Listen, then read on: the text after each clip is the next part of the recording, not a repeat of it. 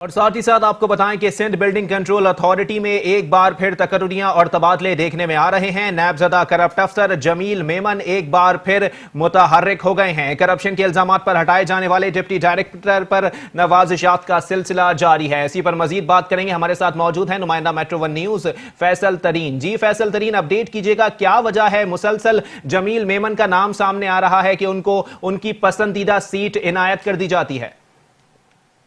ये आपने बिल्कुल सही फरमाया कि नायबज़दा अफसरान जो है उन पर जो है वो सिंध बिल्डिंग कंट्रोल अथॉरिटी के आला अफसरान की जानिब से नवाजिशात का सिलसिला जो है वो अपनी जगह जारी है। आज फिर जो है वो एसडीसीए में एक बार फिर बड़े पैमाने पर तबादले और तकर्रुरियां हुई हैं।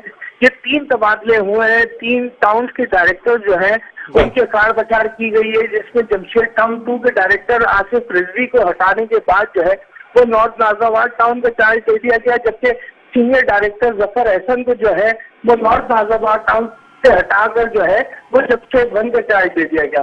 इस तीनों तबादलों में जो है वो एक अहम तबादला जो है वो नायबज़दा डिप्टी डायरेक्टर जमील मेमन का किया गया है। जमील मेमन पिछले कई माह से जो है वो एडमिन रिपोर्ट किए हुए थे। करप्शन के इल्जामात पर जो है वो डीजी की हिदायत पर उन्हें एडमिन रिपोर्ट करने की हिदायत दी गई थी, मगर आज एक बार फिर जो है वो डिप्टी डायरेक्टर की सीट लेने में जो है वो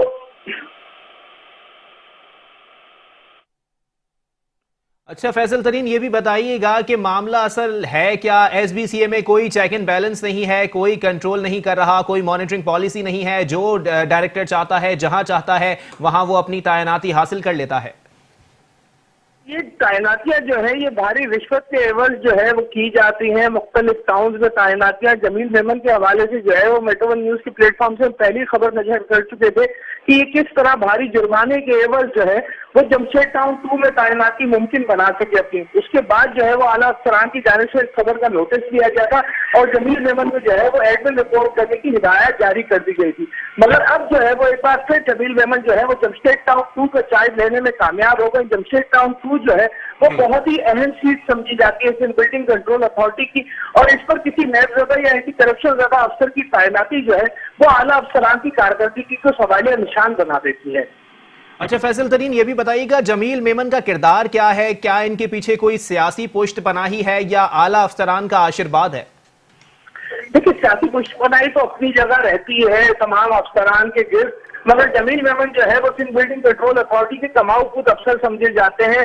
साबका डीजी आगा मकसूद अब्बास के दौर में जो है वो कई अहम ओहदों पर भी फाइज रहे।